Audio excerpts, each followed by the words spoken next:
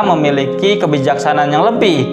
Kebijaksanaan yang lebih itu biasanya muncul atau biasanya lahir dari dua hal. Pertama, dari pengalaman hidup yang pernah dialami, pengalaman-pengalaman yang pernah dijalani, praktek-praktek mungkin kehidupan yang sudah dilewati gitu kan. Atau mungkin keduanya karena dia memiliki pengetahuan yang luas, wawasan yang luas, informasi yang luas.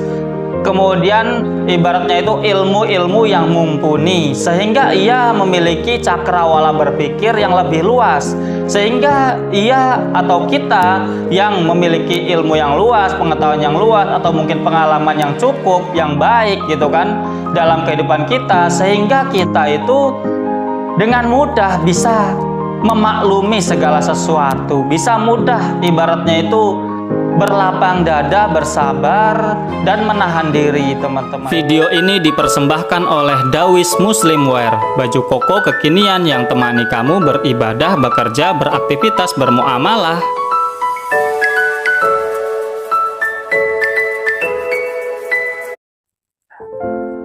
Assalamualaikum warahmatullahi wabarakatuh. Salam sejahtera bagi kita semua, teman-temanku dimanapun kalian berada. Semoga pada kesempatan kali ini kalian semua dalam keadaan sehat walafiat, dalam keadaan lancar aktivitas pekerjaan maupun kesehariannya. Semoga kita semua senantiasa diberikan keberkahan, kelancaran, kemudahan oleh Allah Subhanahu wa taala Tuhan kita, sehingga hari-hari kita semakin hari semakin baik, semakin produktif, dan tentu semakin berkah dan manfaat bagi orang yang kita sayangi dan orang-orang yang ada di sekeliling kita.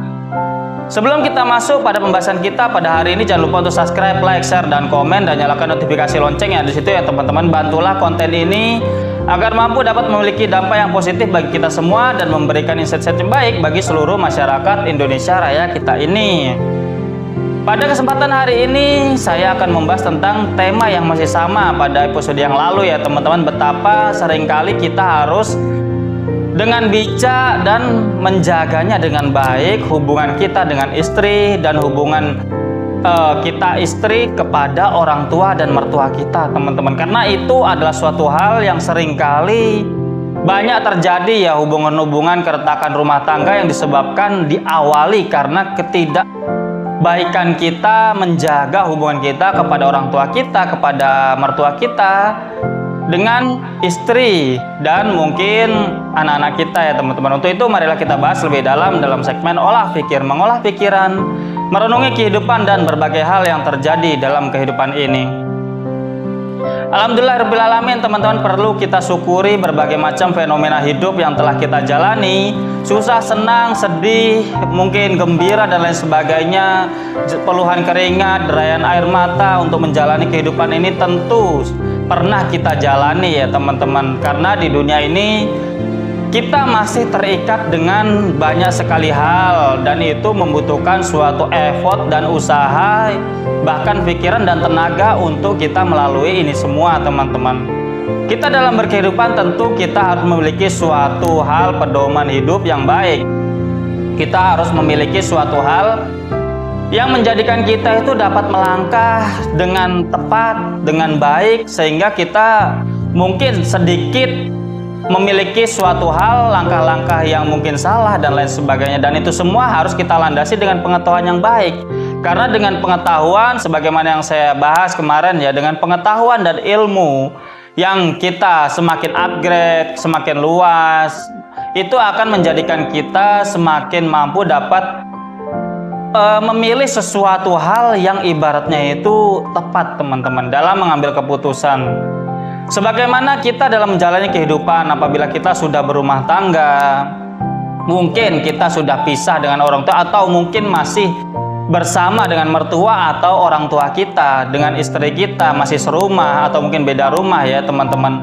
Itu memiliki suatu banyak hal yang kita itu harus berbijaksana dalam menjalani kehidupan ini teman-teman. Karena seringkali pandangan-pandangan atau mungkin suatu sifat dan lain sebagainya menjadikan kita itu seringkali adanya singgungan-singgungan yang mungkin sebetulnya kita tidak inginkan.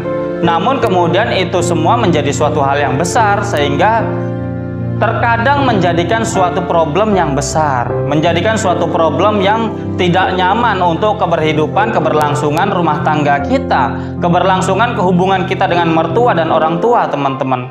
Ini semua adalah suatu hal yang harus kita antisipasi sebelum kita itu menjalani kehidupan yang lebih lama lagi, yang lebih lanjut lagi ya teman-teman. Banyak hal yang seringkali menjadikan adanya percekcokan dalam rumah tangga, mungkin ketidaknyamanan hubungan akhirnya yang tadinya hubungannya baik-baik saja, akhirnya tidak baik-baik saja dengan orang tua, dengan mertua. Itu semua harus kita bisa memanage itu, terutama untuk kamu ya yang sebagai imam rumah tangga, sebagai laki-laki, kamu harus bisa berbijaksana mengatur, bisa sedapat mungkin adil, sedapat mungkin bijak, sedapat mungkin memiliki suatu hal yang pilihan-pilihan yang baik, komunikasi yang baik kepada orang tua, mertua, dan istri kita, teman-teman.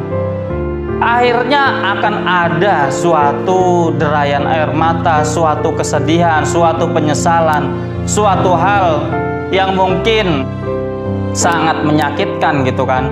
Ketika kita tidak mampu menjalankan atau tidak mampu menempatkan diri kita kepada posisi-posisi yang baik, kepada hubungan-hubungan yang baik, kepada ibaratnya itu hal-hal yang menjadikan kita itu memiliki hubungan yang harmonis kepada orang tua, mertua, dan istri kita, teman-teman. Kita juga harus memiliki ibaratnya kesadaran ya, bahwa semuanya itu juga memiliki proporsi dan porsinya masing-masing. Istri kita memiliki hak yang harus kita tunaikan. Kita sebagai kepala rumah tangga, imam rumah tangga, panutan dari istri dan anak kita, kita juga punya kewajiban, entah itu nafkah dohir batin, perhatian, mendidik, mengarahkan dengan baik, mencontohkan terutama ya dengan baik, berperilaku dengan baik gitu kan, menjadi teladan yang baik gitu kan. Kemudian kita juga harus memiliki kemampuan dan kecerdasan untuk kita berhubungan baik kepada orang tua dan mertua kita. Sehingga itu semua, walaupun kita serumah pun, setiap hari ketemu pun, mungkin akan ada komentar-komentar. Sebagai orang tua tentu akan ada hal-hal yang kita itu dinasehati oleh mertua kita atau oleh orang tua kita. Istri kita mungkin juga dinasehati, diarahkan dan lain sebagainya. Sebagai orang tua kan tentu tidak akan ingin diam saja melihat mungkin anak dan menantunya melakukan hal-hal yang mungkin bagi dia kurang pas gitu kan. Kita sebagai anak, sebagai mantu gitu kan, tentu kita harus memiliki kelapangan dada untuk kita menerima masukan apapun dari orang tua kita, dari mertua kita, dan dari orang-orang yang mungkin saudara-saudara dari orang tua dan mertua kita ya teman-teman. Apabila kita tidak bisa berlatih untuk sabar dan berlapang dada, tentu akan ada banyak benih-benih problem dalam rumah tangga kita, teman-teman. Akan ada ya, akan selalu ada ketidaknyamanan dan tidak selalu kita itu memiliki suatu hal yang baik dalam rumah tangga kita, teman-teman. Dan ini harus kita camkan. Banyak sekali contoh-contohnya ya. Mungkin pasangan-pasangan muda dan lain sebagainya kandas karena ketidakharmonisan atau ketidaklancaran hubungannya dengan mertua atau dengan orang tua, atau mungkin sedikit-sedikit tersinggung dengan masukan dan nasihat dari orang tua, merasa bisa menjalaninya sendiri rumah tangganya gitu kan. Kita harus sadari bahwa kita ini masih muda, teman-teman, atau bahkan apabila kita umur pernikahan kita masih muda, masih beberapa tahun, tentu sebagai orang tua atau mertua memiliki suatu kekhawatiran, teman, karena mereka merasa bahwa mereka lebih berpengalaman, lebih lama menjalani hubungan rumah tangga, sehingga seringkali adanya nasihat dan masukan kepada kita, tentu itu adalah suatu hal yang harus kita sadari adalah suatu kewajaran. Jangan sampai kita menganggap itu adalah suatu hal yang mungkin tidak nyaman dan lain sebagainya, suatu hal yang kita anggap mencampuri urusan rumah tangga pribadi kita. Apabila kita menganggap demikian, tentu akan mulai ada masalah-masalah yang menjadikan hubungan kita tidak lancar lagi dengan orang tua dan mertua kita.